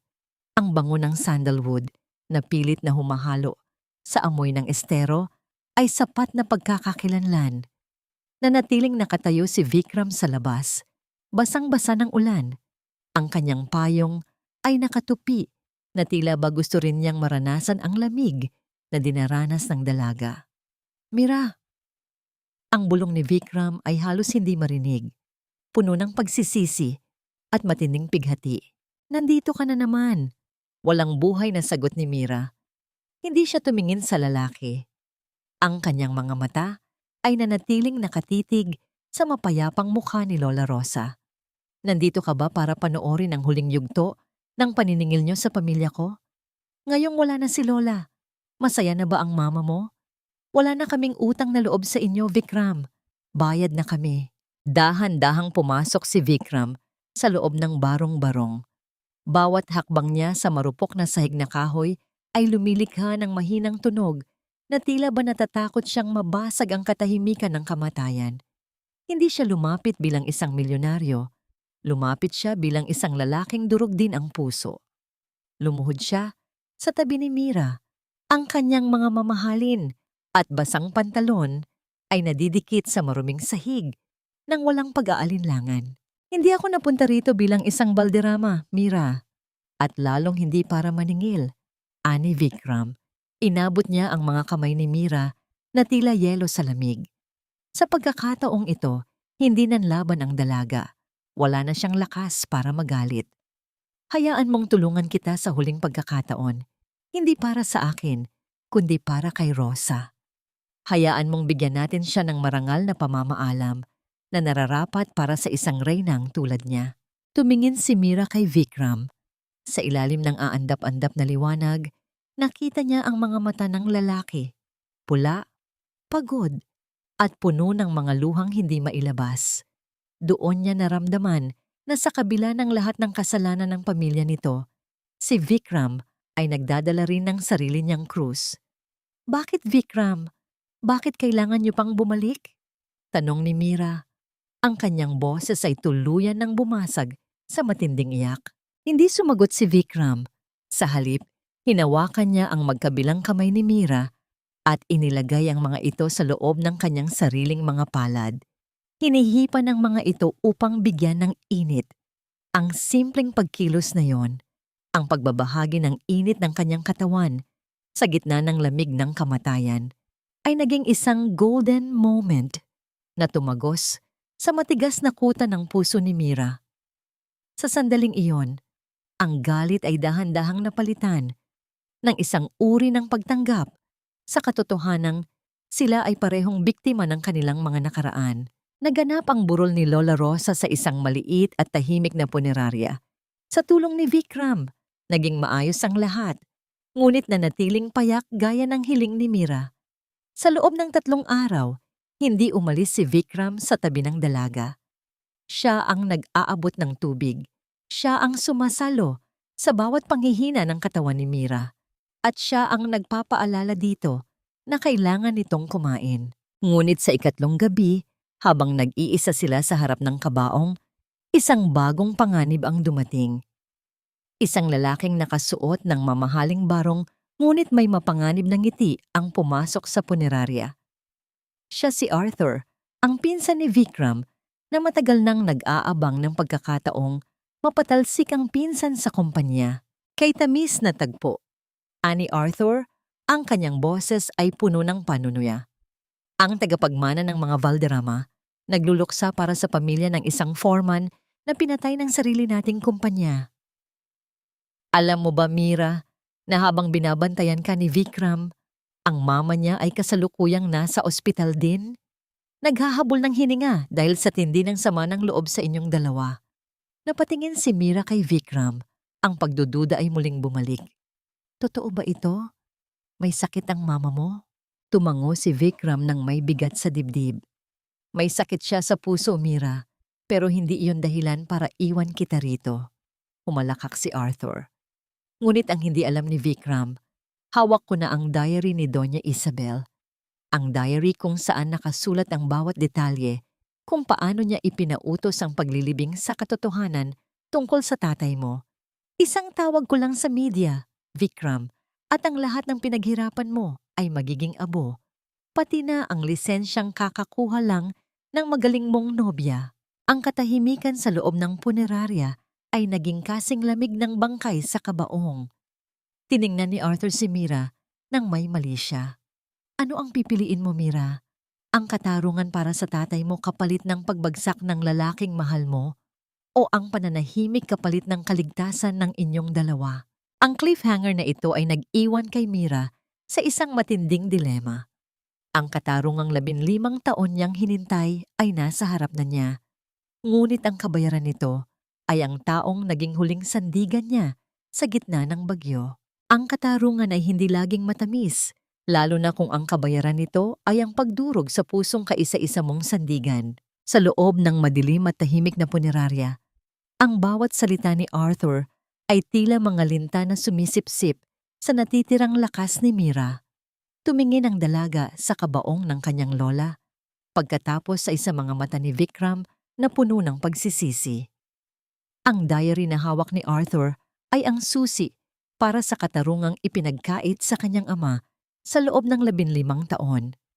Ngunit ang katarungang iyon ay tila isang apoy na susunog din sa lalaking nasa harap niya ngayon. Umalis ka na rito, Arthur.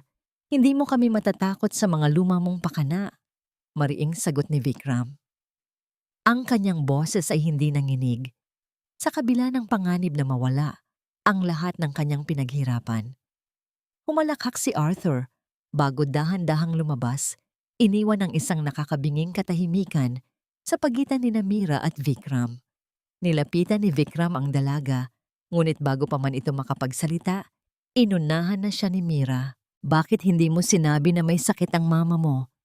Bakit hinayaan mong manatili ka rito sa tabi ko habang ang sarili mong pamilya ay nagkakagulo?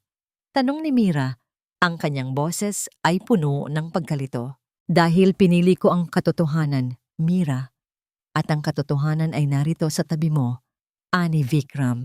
Dahan-dahan niyang inilabas ang isang maliit na kahon mula sa kanyang bag. Sa loob niyon ay mga tumpok-tumpok na sobre na may iba't ibang petsa. Ito ang mga liham na isinulat ko para sa'yo sa loob ng mga buwang wala ka sa tabi ko. Hindi ko ipinadala dahil alam kong galit ka. Ngunit dito ko ibinuhos ang lahat ng pagsisisi ko para sa mga kasalanan ng aking pamilya. Kinuha ni Mira ang isa sa mga liham. Sa loob niyon, nabasa niya ang mga salitang isinulat ni Vikram nang may buong katapatan. Hindi ito tungkol sa pera, kundi tungkol sa kung paano binago ni Mira ang kanyang pananaw sa mundo. Ang bawat salita ay amoy sampagwita, ang paboritong bulaklak ng dalaga na lagi niyang itinatabi sa kanyang mga liham bilang alaala. Ito ang naging golden moment sa gitna ng kanilang pighati. Ang matuklasan ni Mira na ang pag-ibig ni Vikram ay hindi isang biglaang bugso, kundi isang dahan-dahang paghilom na itinanim sa bawat gabi ng kanilang pagkakalayo. Vikram, kailangan nating harapin ang mama mo. Hindi natin hahayaang si Arthur ang gumamit ng katotohanan para sa sarili niyang kasakiman. Deklara ni Mira, ang kanyang diwa bilang isang abogado ay dahan-dahang nagigising. Pagkalipas ng ilang araw, matapos mailibing ng maayos si Lola Rosa, nagtungo sila sa mansyong Valderrama. Ngunit ang mansyong dati ay puno ng kapangyarihan ay tila nababalot ngayon ng isang malungkot at mabigat na aura. Sa loob ng malaking silid ni Doña Isabel, natagpuan nila ang matanda na nakaupo sa tabi ng bintana, nakatingin sa kawalan. "Sino ka? Bakit mo dala ang aking mga bulaklak?" Bulong ni Doña Isabel nang makita si Mira. Ang kanyang mga mata na dati ay kasing talim ng agila ay tila naging mapusyaw at walang buhay.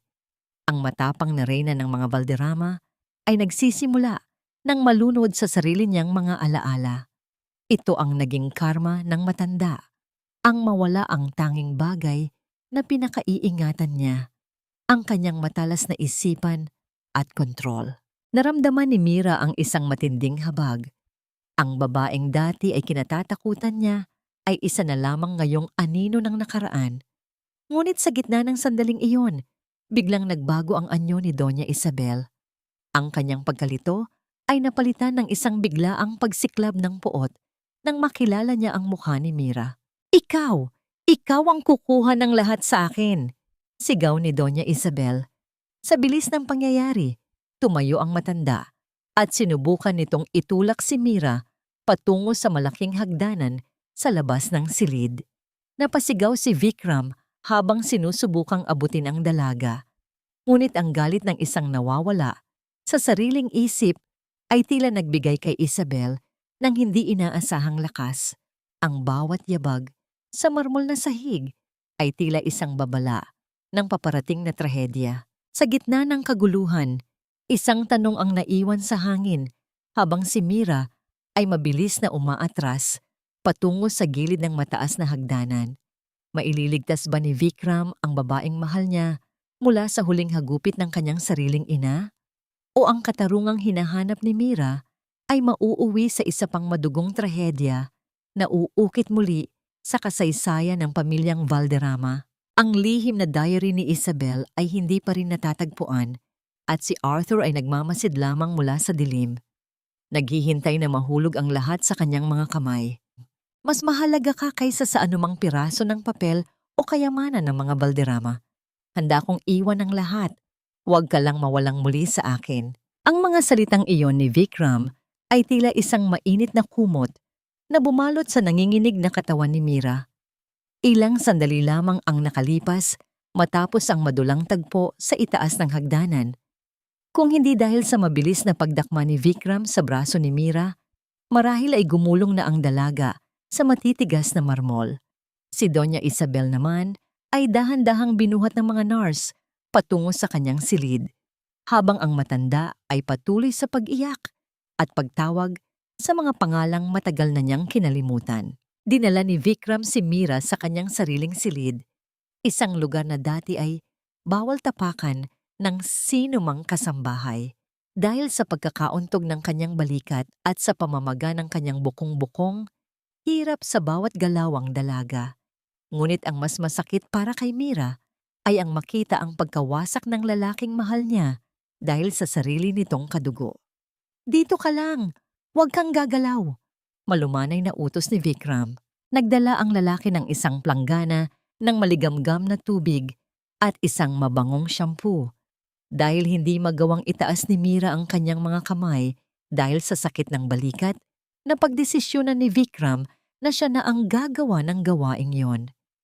Pinaupo niya si Mira sa isang komportableng silya at dahan-dahang ipinasandal ang ulo nito sa gilid ng planggana. Ang bawat galaw ni Vikram ay puno ng pag-iingat. Tila ba hawak niya ang isang napakahalagang porselana na ayaw niyang mabasag. Naramdaman ni Mira ang init ng tubig sa kanyang anit. Kasunod ang banayad na masahe ng malalaking kamay ni Vikram. Ang amoy ng shampoo na tila sariwang bulaklak ay humahalo sa amoy ng sandalwood mula sa lalaki. Sa loob ng silid na yon, ang lahat ng gulo sa labas, ang banta ni Arthur, ang sakit ni Isabel, ang ingay ng kumpanya, ay tila naglaho. Ito ang naging golden moment sa gitna ng kanilang paghihirap. Ang katahimikan ay nababalot ng isang uri ng pag-ibig na hindi nangangailangan ng maraming salita. Sa bawat haplos ni Vikram, nararamdaman ni Mira ang bawat pagsisisi at bawat pangako na hindi nito kayang bigkasin. Ang luha ni Mira ay dahan-dahang humalo sa tubig, hindi dahil sa sakit, kundi dahil sa damdamin ng pagiging tunay na pinahahalagahan. Vikram, ang kumpanya niyo. Ang sabi ni Arthur, kukunin niya ang lahat. Bulong ni Mira, ang kanyang mga mata ay nananatiling nakapikit habang ninanamnam ang masahe sa kanyang ulo. Hayaan mo siya, Mira. Ang yaman ay pwedeng kitain muli. Pero ang pagkakataong pagsilbihan ang babaeng mahal ko, ito ang tunay na kayamanan. Sagot ni Vikram.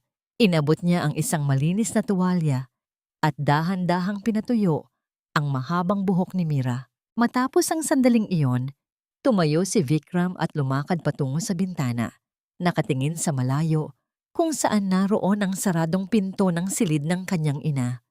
Mula roon ay maririnig pa rin ang mahinang paghagulgol ni Doña Isabel, isang tunog na tila nagmumula sa isang pusong matagal nang nakakulong sa sarili nitong kasalanan.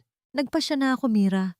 Bukas na bukas din, pipirmahan ko ang dokumentong naglalipat ng lahat ng aking shares kay Arthur kapalit ng diary ni Mama. Ibibigay ko ang lahat para makuha ang katarungang dapat ay sa tatay mo. Aalis tayo rito. Magsisimula tayo sa lugar na walang nakakakilala sa atin, kung saan ikaw lang at ako ang magkasama.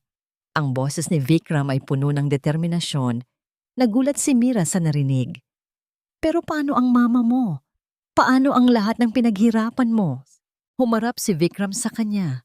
Ang kanyang mga mata ay nagniningning sa ilalim ng ilaw ng silid. Ang mama ko ay may sapat na para sa kanyang paggamot, pero ang manatili rito ay lalong nagpapalala sa kanyang sakit. At ako, sapat na sa akin na meron akong ikaw. Mas pipiliin kong maging isang ordinaryong lalaki sa tabi mo kaysa maging hari sa isang mansyong puno ng puot. Ngunit sa gitna ng kanilang pagpaplano, isang marahas na tunog ng telepono ang bumasag sa katahimikan. Nang sagutin ito ni Vikram, ang boses ni Arthur ay umalingaw-ngaw sa kabilang linya. Isang boses na puno ng pagmamayabang at bagong banta. Masyado kang mabagal, Vikram. Nalaman ko na ang tungkol sa balak mong paglipat ng shares. Pero may bago akong natuklasan sa diary ni Isabel. Hindi lang pala ang tatay ni Mira ang naging biktima niya. May mas malalim pang sikreto na kapag nalaman ni Mira, baka isumpa ka niya habang buhay. Gusto mo bang malaman kung ano yon bago mo pirmahan ang iyong kalayaan? Naramdaman ni Vikram ang panlalamig ng kanyang kamay. Napatingin siya kay Mira na noon ay payapang nakaupo, hindi alam ang bagong pasabog na dala ng kanyang pinsan. Ano ang lihim na itinatago ni Isabel na mas matindi pa sa pagkamatay ng ama ni Mira? At handa ba si Vikram na harapin ang posibilidad na ang katotohanan ito ang tuluyang wawasak sa tulay na pilit nilang itinatayo? Ang gabi ay tila naging mas madilim at ang halimuyak ng shampoo sa buhok ni Mira ay tila unti-unting napapalitan ng amoy ng paparating na bagyong hinding-hindi nila inaasahan. Ang bawat lihim ay parang apoy na nakatago sa ilalim ng tuyong damo. Sa sandaling lumabas ito, walang ititira kundi abo. Ang boses ni Arthur sa kabilang linya ng telepono ay tila isang malat na halakhak na nagmumula sa kailaliman ng impyerno. Sa loob ng silid ni Vikram, ang hangin ay tila naging kasing bigat ng tingga. Napatingin si Vikram kay Mira na noon ay dahan-dahang sinusuklay ang kanyang buhok, walang kamalay-malay, sa bagong pasabog na dala ng kanyang pinsan. Ang bawat tibok ng puso ni Vikram ay tila isang babala na ang katarungang pinapangarap nila ay may kaakibat na mas masakit na katotohanan. Anong ibig mong sabihin, Arthur? Huwag mo akong daanin sa mga talinghaga. Mariing bulong ni Vikram habang lumalayo ng bahagya kay Mira upang hindi nito marinig ang usapan. Ang akala mo ba ay aksidente lang ang pagkamatay ng tatay ni Mira? Ang akala mo ba ay kapabayaan lang sa materyales ang nangyari. Basahin mo ang pahina 47 ng diary ni Isabel Vikram. Doon mo malalaman na ang tatay ni Mira ay pinatahimik dahil may hawak siyang ebidensya ng korupsyon ng ating lolo. At ang mama mo, siya ang nag-utos na huwag siyang iligtas nung gumuho ang gusali, kahit alam nilang humihinga pa siya sa ilalim ng mga guho. Naramdaman ni Vikram ang panlalamig ng kanyang buong katawan. Ang kanyang mga tuhod ay tila nawalan ng lakas at napahawak siya sa sandalan ng upuan upang hindi matumba. Ang katotohanan ay mas malala pa sa kanyang kinatatakutan. Hindi lamang ito kaso ng kapabayaan, ito ay isang planadong pagpatay. Ngunit sa halip na manghina, isang matinding apoy ng determinasyon ang sumiklab sa mga mata ni Vikram. Humarap siya kay Mira na ngayon ay nakatingin na sa kanya nang may pagtataka. Mira, kailangan nating kumilos. Hindi na ito tungkol lang sa shares o sa kumpanya. Ito ay tungkol sa tunay na katarungan para sa tatay mo. Ani Vikram, ang kanyang boses ay puno ng kapangyarihan at pagmamahal. Dito na pumasok ang katalinuhan ni Mira. Sa halip na magpadala sa emosyon, dahan-dahan siyang tumayo. Tinitiis ang sakit ng kanyang bukong-bukong. Kung ganoon, gagamitin natin ang sarili niyang laro laban sa kanya. Bilang isang estudyante ng batas, alam ko kung paano pasunurin ang mga taong tulad ni Arthur. Hindi natin ibibigay ang shares, Vikram. Ipapay natin ito. Nagkaroon ng isang tensyong pagtatagpo sa loob ng malawak na silid-aklatan ng mansyon. Dumating si Arthur na may dalang isang ngiting mapangapi. Hawak ang itim na diary na tila ba ito ang kanyang setro ng kapangyarihan. Ngunit ang hindi niya alam, ang bawat sulok ng silid ay may nakatagong recorder na inihanda ni Mira. Ibigay mo na ang pirma mo, Vikram, at ibibigay ko sa iyo ang diary na wawasak sa huling alaala ng tatay ng nobya mo, ani Arthur, habang inilalapag ang mga dokumento sa lamesa. Lumapit si Mira. Ang kanyang anyo ay tila isang hukom na handang magbigay ng hatol. Arthur? Ang diary na yan ay ebidensya ng isang krimen. At sa ilalim ng batas, ang pagtatago ng ebidensya at pangingikil ay may katapat na mabigat na parusa. Akala mo ba ay natatakot kami sa sasabihin ng media? Mas matakot ka sa sasabihin ng korte kapag nalaman nilang kasabwat ka sa pagtatago ng katotohanan. Napatigil si Arthur. Ang kanyang ngiti ay dahan-dahang naglaho. Ngunit bago pa man siya makasagot, isang pamilyar na boses ang narinig mula sa madilim na pasilyo. Si Doña Isabel, na noon ay nakasuot ng isang mahabang puting pantulog, ay pumasok sa silid. Ang kanyang mga mata ay nagniningning sa isang uri ng liwanag na tila nagmumula sa pagbabalik ng kanyang alaala sa gitna ng kadiliman. Ang diary na yan, sa akin yan, bulong ni Isabel. Ang kanyang boses ay walang buhay, ngunit puno ng bigat. Lahat ng nakasulat dyan ay totoo. Pinatay ko ang tatay mo, Mira, dahil natatakot akong mawala ang lahat ng mayroon ako. Pero sa huli, ang lahat ng ito rin ang pumatay sa akin. Sa sandaling iyon, ang puot ni Mira ay tila napalitan ng isang malalim na lungkot. Nakita niya ang isang babaeng nabulag ng kapangyarihan hanggang sa wala na itong matira, kundi ang sarili nitong multo. Ngunit ang karma ay hindi natutulog. Sa kanyang pagkalito at sa tindi ng emosyon, dahan-dahang kinuha ni Isabel ang isang gasera na nakapatong sa isang lamesa. Sa isang mabilis na pagkilos, ibinato niya ito sa gitna ng mga dokumento at sa diary na hawak ni Arthur. Wala nang kukuha ng anuman. Susunugin ko ang lahat ng kasalanan ng pamilyang ito, hiyaw ni Isabel. Isang matinis na tunog ng pagkabasag ng salamin ang umalingaw-ngaw, kasunod ang biglaang paglamon ng orange na apoy sa mga tuyong papel at sa alpombra. Ang silid-aklatan na puno ng mga librong gawa sa papel ay mabilis na naging isang malaking pugon. Ang diary! Ang ebidensya! Sigaw ni Arthur habang sinusubukang abutin ang nasusunog na aklat. Hindi iniisip ang sariling kaligtasan. Nagsimulang kumalat ang usok Kasing itim ng mga sikretong itinago ng mansyong yon sa loob ng maraming taon. Hinila ni Vikram si Mira patungo sa pinto, ngunit nakita ni Mira si Isabel na nananatiling nakatayo sa gitna ng lumalaking apoy. Nakangiti habang pinapanood ang pagkagunaw ng kanyang imperyo. Maililigtas pa ba nila ang ebidensyang kailangan ni Mira? O ang lahat ng katotohanan ay tuluyan ng magiging abo kasama ang kasaysayan ng mga Valderrama? Sa gitna ng init at usok, isang desisyon ang kailangang gawin na magtatakda ng kanilang huling hantungan. Ang apoy ay hindi lamang tumutupok sa mga pahina ng kasaysayan. Ito rin ang naglilinis sa mga pusong matagal nang nabubulok sa kasinungalingan. Ang mainit na singaw ng nagngangalit na apoy ay humahagupit sa balat ni Mira, habang ang makapal na itim na usok ay dahan-dahang lumalamon sa bawat sulok ng silid-aklatan. Sa gitna ng kaguluhan, nakita niya si Vikram na walang pag-aalinlangang sumugod sa gitna ng panganib upang maabot ang kanyang ina.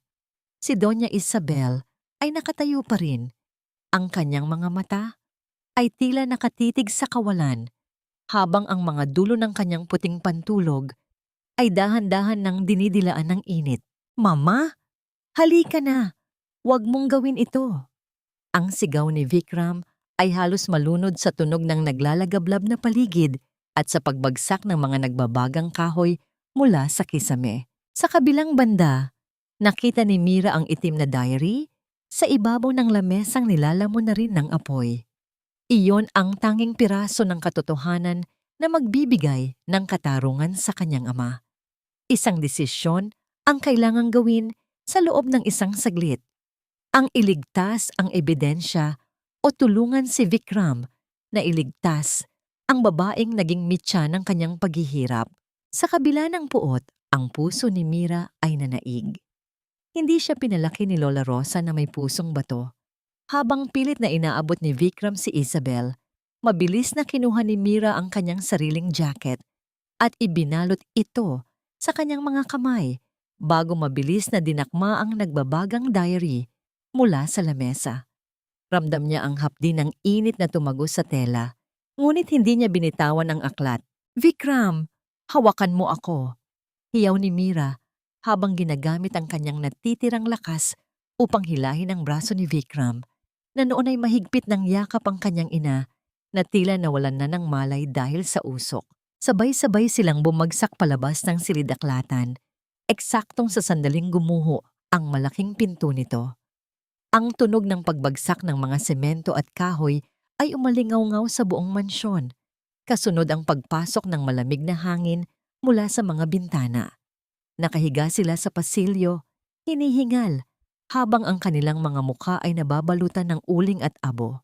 Nakaligtas sila, ngunit ang mansyong Valderrama ay dahan-dahan nang nagiging isang malaking tumpok ng uling. Mula sa labas, maririnig na ang papalapit na tunog ng mga sirena ng bumbero at ambulansya, na tila mga tinig na nagpapahayag ng pagtatapos ng isang madilim na panahon. Ilang oras ang lumipas sa loob ng ospital. Si Doña Isabel ay ligtas na sa pisikal na kapahamakan, ngunit ang kanyang isipan ay tuluyan ng bumitaw sa realidad. Nakaupo siya sa isang wheelchair. Tahimik na hinahaplos ang isang manika. Ang kanyang mga mata ay walang kinang. Ang hatol ng tadhana sa kanya ay hindi selda, kundi ang mabilanggo sa sarili niyang mga alaala. Isang karma na mas masakit pa kaysa sa kamatayan. Si Arthur naman ay mabilis na dinakip ng mga pulis matapos ibigay ni Mira ang bahagi ng diary na nailigtas niya. Kahit sunog ang ilang pahina, sapat na ang mga natitirang sulat kamay ni Isabel upang buksan muli ang kaso ng ama ni Mira at iugnay si Arthur sa pangingikil at pagtatago ng krimen.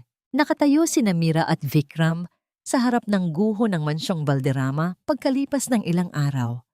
Ang amoy ng sunog ay nananatili pa rin sa hangin, ngunit ang langit sa itaas ay malinaw at asul. Ang lahat ng yaman, ang lahat ng pader na naghiwalay sa kanila ay wala na. "Ano nang mangyayari sa atin ngayon, Vikram?" tanong ni Mira habang nakatingin sa mga abo. Hawak niya sa kanyang kamay ang isang maliit na supot ng mga buto ng sampagita na balak niyang itanim sa lugar na yon. Humarap sa kanya si Vikram. Ang kanyang mga mata ay wala na ang bigat na palagi niyang dala. Kinuha niya ang kamay ni Mira at dahan-dahang pinagsalikop ang kanilang mga daliri. Ang mansyong ito ay itinayo sa kasinungalingan, kaya nararapat lang na maging abo ito. Ngayon, malaya na tayong magtayo ng isang tahanan na ang pundasyon ay katotohanan. Dahan-dahang iniyuko ni Vikram ang kanyang ulo at isinandal ang kanyang noo sa noo ni Mira. Amoy pa rin nila ang usok, ngunit sa pagitan nila, may isang bagong halimuyak na nagsisimulang sumibol, ang halimuyak ng pag-asa. Tayo na ba, Mira? Maari na ba nating isulat ang sarili nating kwento na walang idinidikta ang nakaraan? Ang bulong ni Vikram ay puno ng pagsusumamo at bagong pananalig. Huminga ng malalim si Mira. Tiningnan niya ang lalaking naging tagapagligtas, naging kaaway, at ngayon ay naging tanging sandigan niya. Hindi pa tapos ang sugat, Vikram. Marami pa tayong kailangang hilumin. Pero handa akong maglakad sa tabi mo hanggat ang daan na tatahakin natin ay patungo sa liwanag. Isang matamis at matagal na yakap ang namagitan sa kanila sa gitna ng mga guho. Ngunit habang sila ay naglalakad palayo, hindi napansin ni Mira ang isang maliit na figura sa di kalayuan. Isang matandang babae na tila pamilyar ang anyo. Nakatingin sa kanila nang may ngiti bago dahan-dahang naglaho sa hangin. Ang lahat ba ay tunay na magiging maayos na? O meron pa ring mga anino ng nakaraan na magpaparamdam sa kanilang bagong simula? Ang kanilang pag-ibig ba ay sapat na upang malampasan ang huling pagsubok ng tadhana? Ang halimuyak ng tagumpay ay hindi nagmumula sa mga medalya o sa taas ng pinag-aralan, kundi sa tamis ng pag-asang sumibol mula sa lupang dinilig ng luha. 2 taon ang mabilis na lumipas mula nang maging abo ang mansyong Valderrama. Sa loob ng malawak na bulwagan ng unibersidad, ang tunog ng masigabong palakpakan ay umalingaw-ngaw habang tinatawag ang pangalan ni Mira. Nakasuot siya ng itim na toga. Ang kanyang mukha ay nagniningning, hindi dahil sa palamuti, kundi dahil sa dangal na kanyang ipinaglaban. Siya ang tumayong valedictorian ng kanilang klase sa law school. Habang naglalakad siya paakyat ng entablado, hindi ang mga opisyalis ng paaralan ang kanyang nakikita. Sa kanyang imahinasyon, nakikita niya si Lola Rosa na nakatayo sa isang sulok, nakasuot ng kanyang pinakamagandang barot saya, at ang kanyang tatay na nakangiti habang hawak ang kanyang helmet sa konstruksyon. Ang bawat hakbang ni Mira ay alay sa kanila.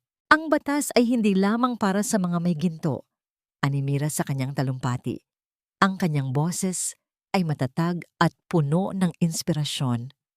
Ang tunay na batas ay ang boses ng mga batang nagtitinda ng sampagita sa ulan, ng mga manggagawang ibinaon sa limot, at ng bawat pusong naniwala na pagkatapos ng bagyo ay may liwanag na naghihintay. Sa gitna ng madla, nakaupo si Vikram. Wala na ang kanyang mamahaling Amerikana. Suot niya ang isang simpleng barong Tagalog. Ang kanyang mga mata ay nakatitig lamang kay Mira, puno ng pagmamalaki at walang hanggang pag-ibig. Siya ang naging tahimik na lakas ni Mira sa loob ng 2 taon, ang nagpuyat, kasama niya sa pag-aaral, ang nagluto para sa kanya, at ang nagpaalala sa kanya na siya ay sapat na. Pagkatapos ng seremonya, dinala ni Vikram si Mira sa isang lugar na hindi nila kailanman malilimutan, ang tapat ng simbahan ng Quiapo. Ngunit ngayon, hindi na umuulan. Ang sikat ng araw ay banayad na humahalik sa mga luma at banal na pader ng simbahan. Ang paligid ay puno ng amoy ng sariwang sampagita. Ngunit sa pagkakataong ito, ang mga batang nagtitinda ay hindi na mukhang sawi. Sila ay bahagi na ng Lola Rosa at Foreman Foundation, isang organisasyong itinayo ni Mira at Vikram upang matiyak na bawat batang lansangan ay makakapasok sa paaralan. Dito tayo nagsimula, Mira.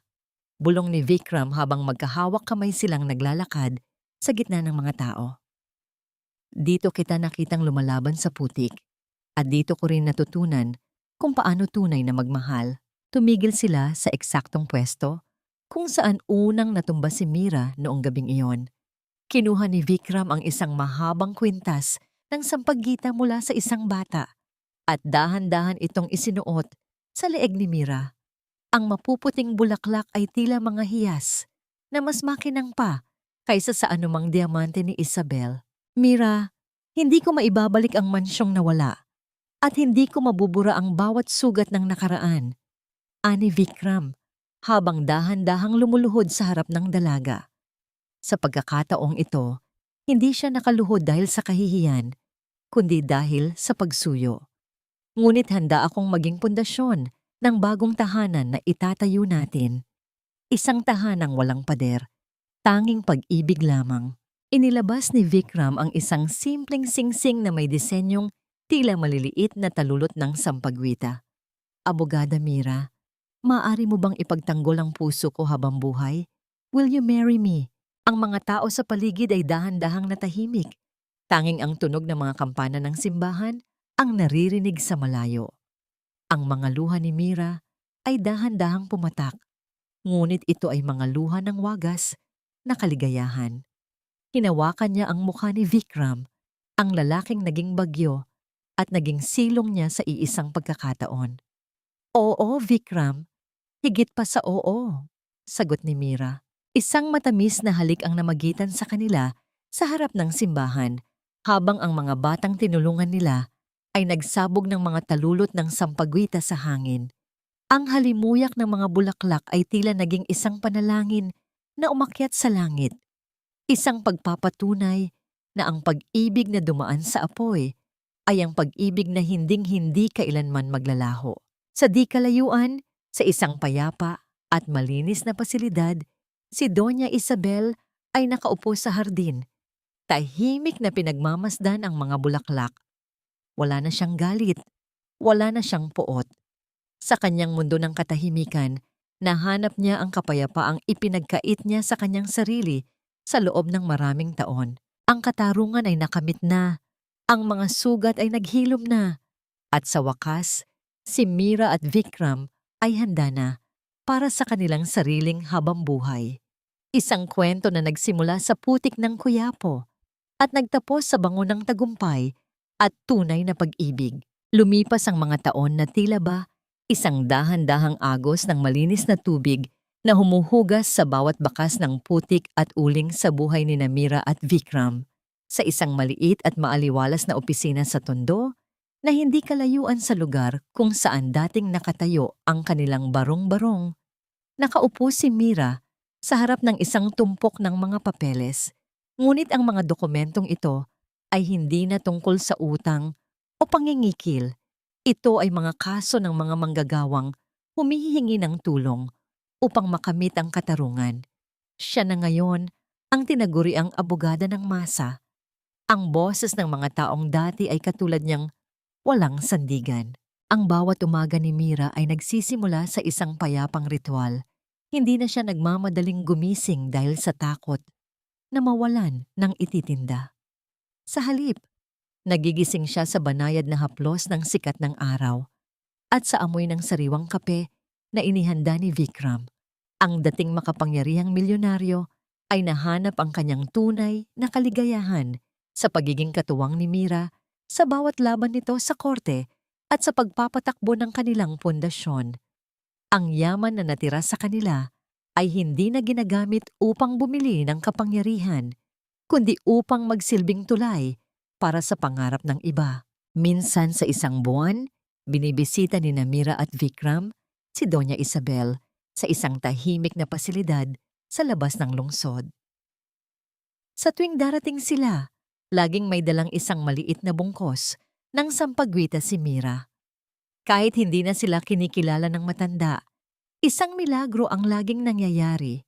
Sa tuwing malalanghap ni Isabel ang bango ng mga bulaklak, isang matamis at payapang nangiti ang sumisilay sa kanyang labi.